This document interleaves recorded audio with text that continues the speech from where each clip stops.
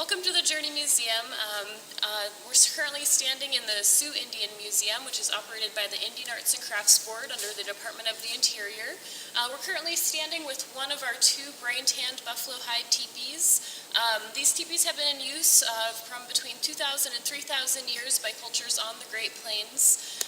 The teepee itself has adapted to fit the environment and the social circumstances of the people that have used it as they follow the migration of buffalo herds across the Great Plains.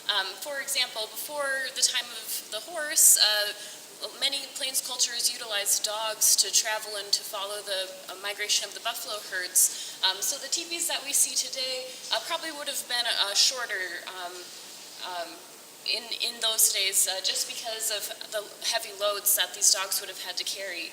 For example, a buffalo hide teepee cover like the one that we're seeing here probably weighs between 150 to 200 pounds. So when you're carrying that on the back of a travois, that's a pretty heavy load for a single dog or family to carry around.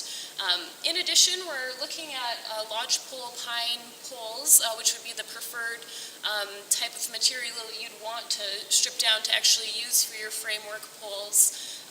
However, in the Black Hills, ponderosa pine is the majority of the type of pine trees, so that also probably would have been used despite lodgepole being a better material, growing straighter, thinner, and taller. The teepee itself can serve as kind of a social, cultural and social indicator. For example, the teepee itself and all of the work done to create the hide cover was done by the women of the household. However, in a camp there might be 2 or 3 women who'd be particularly skilled and would train these younger women to actually make the hide covers that you see today. That being said, the woman who had done all the work to actually create this hide cover would own that hide cover. She'd also own many of the objects inside of the house or inside of the dwelling itself. The brain tanning process that we see on the outside of this teepee is basically, they say that every animal comes with its own tanning kit. That means that the brain, the liver, and some other fats from the animal would be used to scour the hide after the animal is harvested and would eventually create a really soft suede-like material. Even though it would be so suede-like, even if it rained or if it snowed, that moisture pretty much rinses right off and it maintains that feeling. So you'd want one of these hide covers to last between 4 to 5 years under best environmental circumstances. Otherwise, even after that time period, when it's time to retire the whole hide cover, you would keep recycling that for various objects that you can see around in our exhibits here. So it's pretty amazing to think about the sustainability that was happening. Even 5 years later, you're still making use of every part of the animal that you had harvested that many years ago. The actual structure and the style of the hide cover varies depending on the cultural origin of various teepees in various camps and for various cultures. For example, the teepee that we're looking at right now, the framework is set up with a tripod with 3 poles as the initial ones that are raised. That's similar with Cheyenne teepees as well.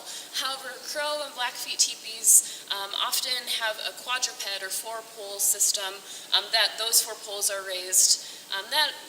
You can see the differences in that. Those crow or the quadruped teepees oftentimes are a lot taller, and you can see the angle a lot better of the cone itself. However, this one is a 3-pole teepee, similar to Cheyenne style, and the cover itself is in the Cheyenne and Lakota style. So the smoke flaps are a little bit wider and longer than some that you might find in the more northerly plains with thinner teepee or smoke flaps right here. The smoke flaps you would control with outside poles, so if it was raining or snowing or had inclement weather, you'd actually be able to adjust. The poles would be in pockets that are on the corners of the teepees, of the smoke flap itself. so then you can pull those poles at various angles around the circle to adjust the amount that the flaps are open or closed. If it is bad weather or inclement rainy weather, you'd be able to actually pull those poles and they would lay right in front of us right here, so that they would completely close up. When you come to the Journey Museum and you look and explore inside of our teepees, you'll notice that they're pretty much completely empty. There's some key elements missing. One of those would be the liner. The liner would attach itself probably right up around here and would be tied to almost every pole around the inside. The liner itself would be decorated with various designs drawn by or created by family members. And would serve multiple purposes. In the summer, you could roll up the hide cover and allow for extra air to flow through, and in the winter, you could stuff the liner between the liner and the hide cover with grasses to create an extra barrier of insulation, in addition to the insulation you'd have by piling snow up around the outside of that. So even in the winter, you probably wouldn't be so cold, especially because you'd be living inside of this dwelling with your family, of course. The family structure inside had some fairly strict protocols to follow, like I was mentioning earlier, with the order of how you enter and exit. A circular dwelling like the teepee, you always go clockwise, with the place of honor being directly across from the entrance.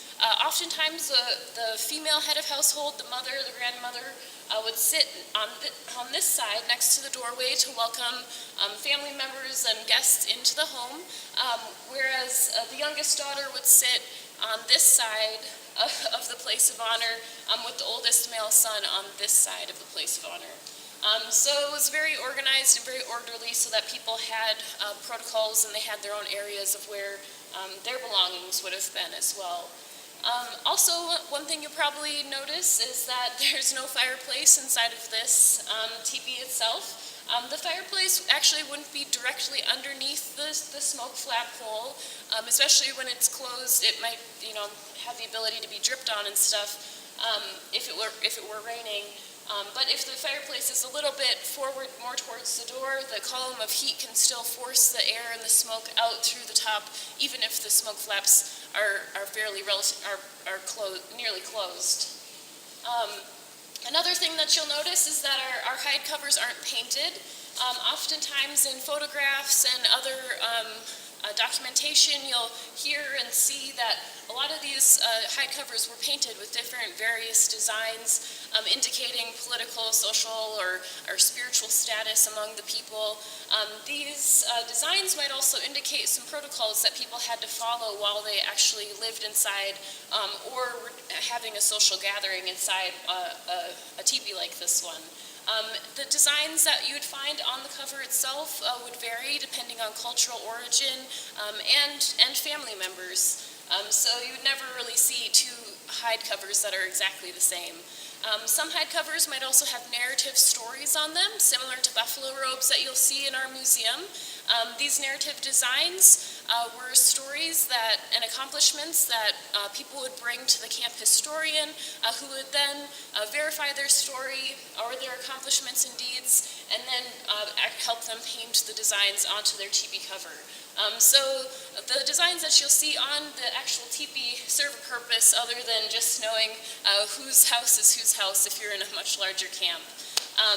If you were in a larger camp, however, you'd have an easier time being able to find where your family members were because the Lakota themselves were set up in a temporal order around the camp. Similarly to the way that people sat when they were inside of the teepee.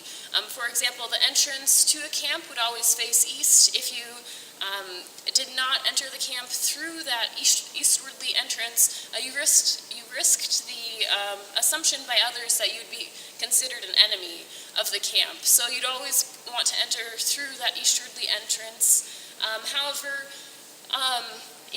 also with that entry point, if you looked directly across from that, you would see the place of honor in the entire camp itself. For the Lakotas, that place of honor, that eastwardly spot would be the Oglalas today. But like I was saying, these were really heavy objects, about 150 to 200 pounds. So once the arrival of the horse or reintroduction of the horse happened in the 1700s, the area for Lakota people to control and to have as their homeland and territory greatly expanded. The original territory of the Oceti-Sakowin, or the Seven Council Fires, extends from Minnesota all the way out here to the Black Hills, pretty far northwardly, and down into Nebraska as well. So it was a vast amount of area that was shared between these Seven Council Fires of the Oceti-Sakowin. The Lakota are just one oyate, or nation, of the Oceti-Sakowin, and under the Lakota themselves are 7 more bands. So it was a very vast political system.